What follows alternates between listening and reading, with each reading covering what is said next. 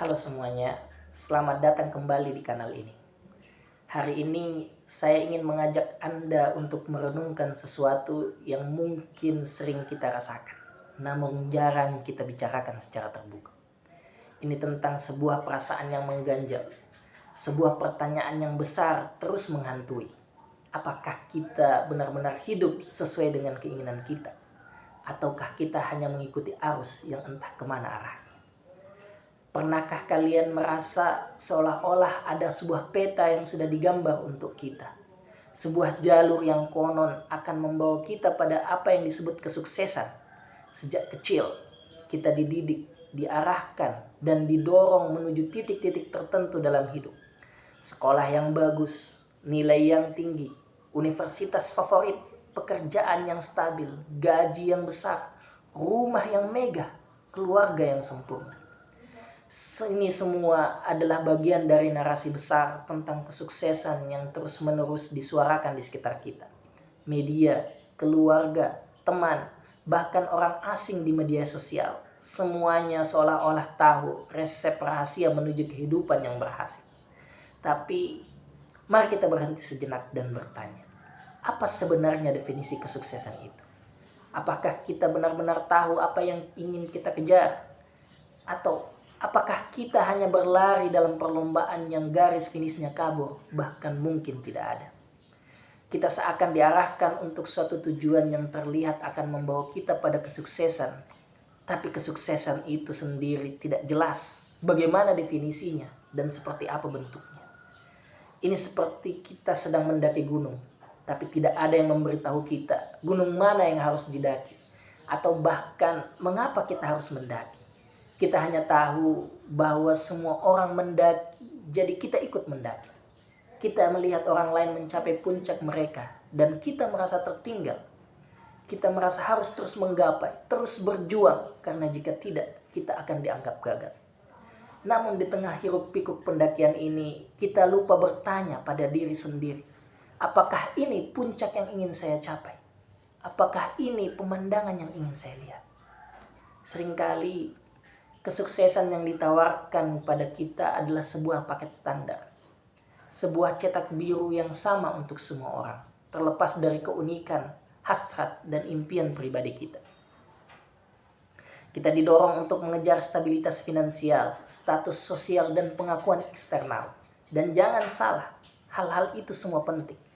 Uang bisa memberikan kebebasan, status bisa membuka pintu, dan pengakuan bisa menjadi motivasi.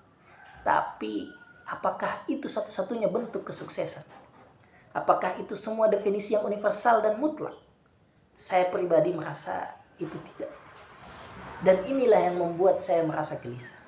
Dan mungkin juga Anda semua.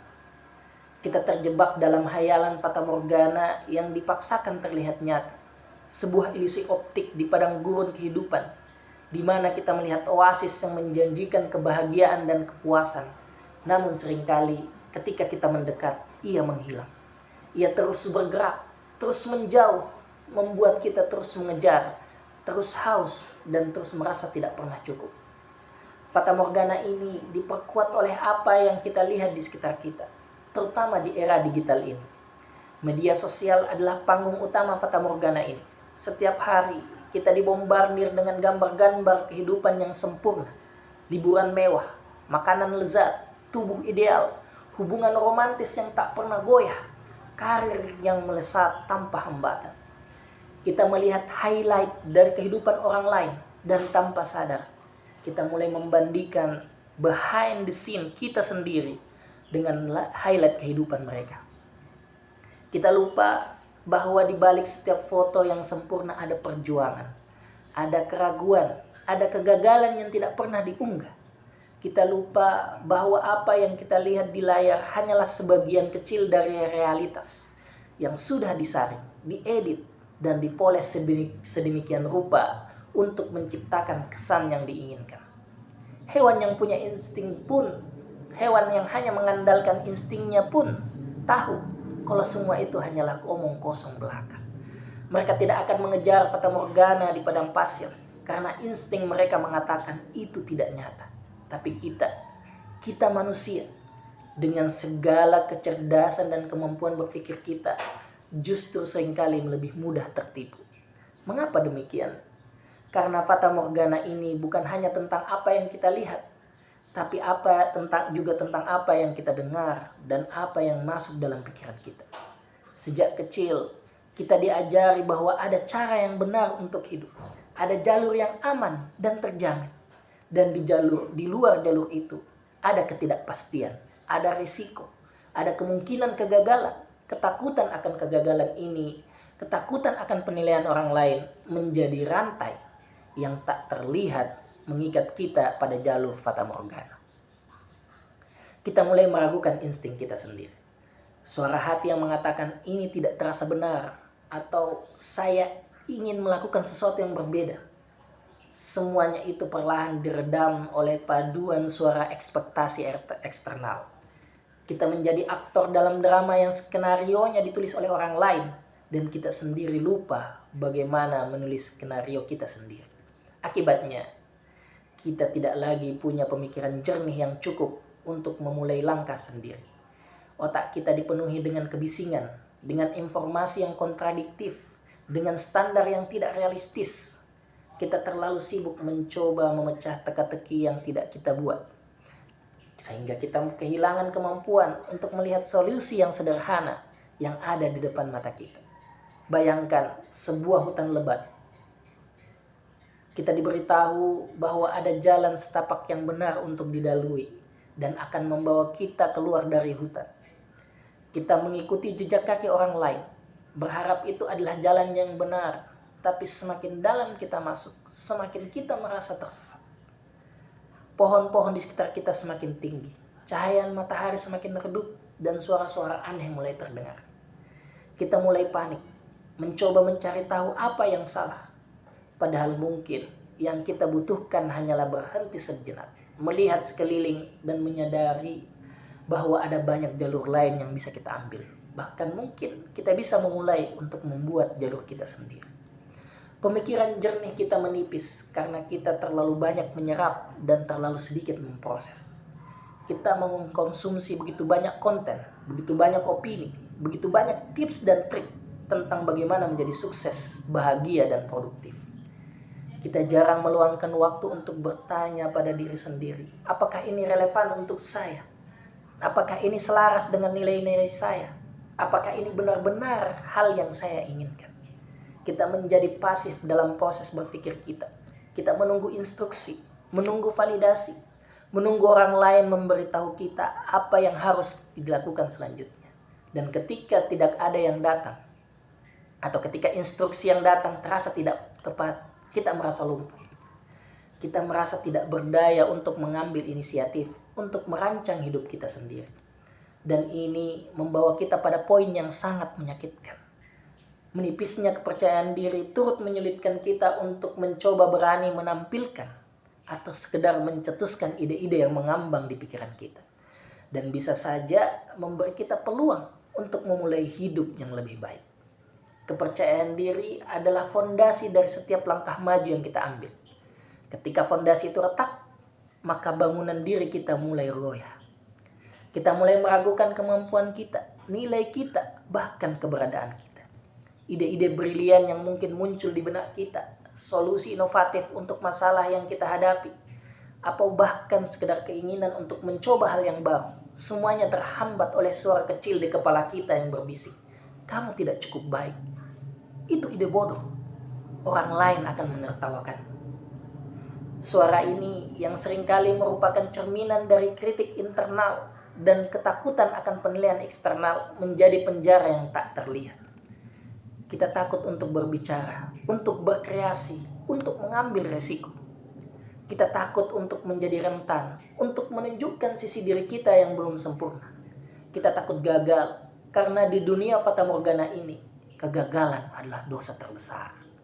Padahal, kita sering diajari, kegagalan adalah guru yang terbaik.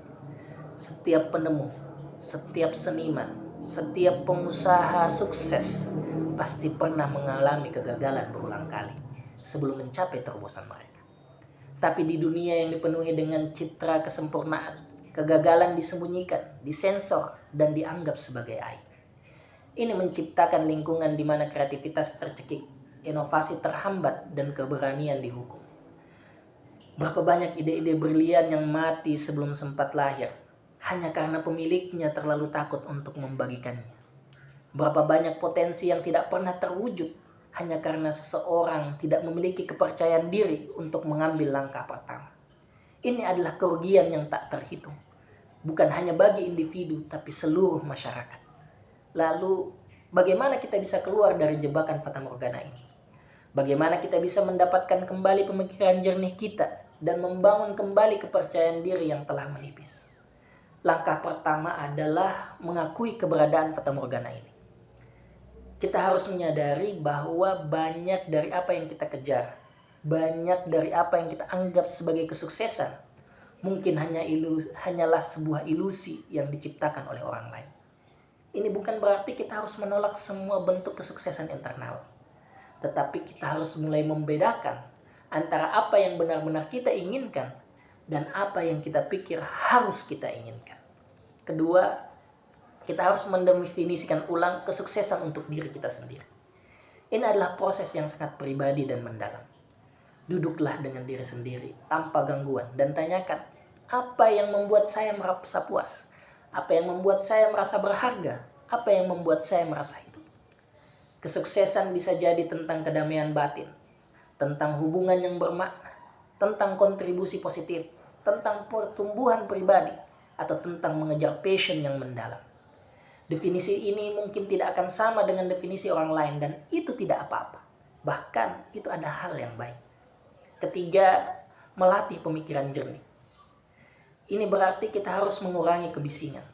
Batasi paparan terhadap media sosial yang toksik, berita negatif yang berlebihan, atau orang-orang yang terus memaksakan pemandangan mereka. Luangkan waktu untuk refleksi, meditasi, atau sekedar diam. Biarkan pikiran kita tenang, sehingga kita bisa mendengar suara hati kita sendiri. Pertanyakan asumsi-asumsi yang selama ini kita pegang. Apakah ini benar? Apakah ini masih relevan? Keempat, membangun kembali kepercayaan diri. Selangkah demi selangkah, ini adalah proses yang membutuhkan kesabaran dan kasih sayang terhadap diri sendiri. Mulailah dengan hal-hal yang kecil. Coba lakukan sesuatu yang selalu ingin Anda lakukan, sekecil apapun itu. Bagikan ide Anda kepada orang yang Anda percaya.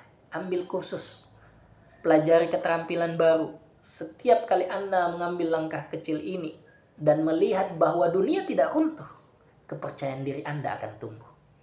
Rayakan setiap kemenangan kecil. Jangan hanya fokus pada hasil akhir, tapi hargai prosesnya. Jika Anda gagal, anggap itu sebagai pelajaran, bukan sebagai bukti ketidakmampuan Anda. Ingat bahwa setiap orang, bahkan orang yang paling sukses sekalipun, pernah mengalami kegagalan. Perbedaannya adalah mereka tidak membiarkan kegagalan mendefinisikan mereka. Kelima, berani menampilkan atau mencetuskan ide-ide yang mengambang. Setelah Anda mulai membangun kembali kepercayaan diri, saatnya untuk berani. Ide-ide yang mengambang di pikiran Anda adalah permata. Jangan biarkan terkubur. Mulailah dengan membagikannya kepada orang-orang terdekat yang mendukung Anda. Dapatkan umpan balik, perbaiki, dan jika Anda merasa siap, bagikan kepada dunia. Ingatlah, setiap ide besar, setiap inovasi, setiap perubahan positif dimulai dari sebuah bisikan kecil di benak seseorang yang berani untuk mengucapkannya. Anda tidak perlu menunggu kesempurnaan. Mulailah dari mana Anda berada, dengan apa yang Anda miliki. Hidup ini terlalu singkat untuk dihabiskan mengejar fatamorgana yang tidak pernah bisa kita raih. Hidup ini terlalu berharga untuk dijalani dengan pemikiran yang keruh dan kepercayaan diri yang menipis. Kita memiliki potensi yang luar biasa, ide-ide yang cemerlang, kemampuan untuk menciptakan kehidupan yang benar-benar bermakna bagi diri kita sendiri. Jangan biarkan suara-suara dari luar mendikte siapa Anda dan apa yang harus Anda kejar. Dengarkan suara hati Anda, percayai insting Anda, dan beranilah untuk mengambil langkah pertama menuju kehidupan yang lebih otentik. Kehidupan yang didefinisikan oleh Anda, bukan oleh fatamorgana. Saya tahu ini tidak mudah. Perubahan selalu menakutkan. Tapi bayangkan kebebasan yang akan Anda rasakan ketika Anda melepaskan diri dari rantai ekspektasi yang tidak realistis. Bayangkan kegembiraan yang akan Anda rasakan ketika Anda akhirnya menemukan jalur Anda sendiri dan mencapai puncak yang benar-benar Anda inginkan. Mari kita mulai perjalanan ini bersama. Mari kita saling mendukung, saling menginspirasi, dan saling mengingatkan bahwa kita semua berhak untuk hidup dengan tujuan yang jelas, pemikiran yang jernih, dan kepercayaan diri yang tak tergoyahkan. Terima kasih sudah mendengarkan. Saya ingin mendengar pendapat Anda tentang apa yang saya sampaikan di kolom komentar di bawah. Apa definisi kesuksesan bagi kalian? Bagaimana kalian mencapai fata morgana, menghadapi fata morgana dalam hidup? Bagikan pemikiran kalian dan mari kita mulai percakapan yang sangat penting ini. Terima kasih.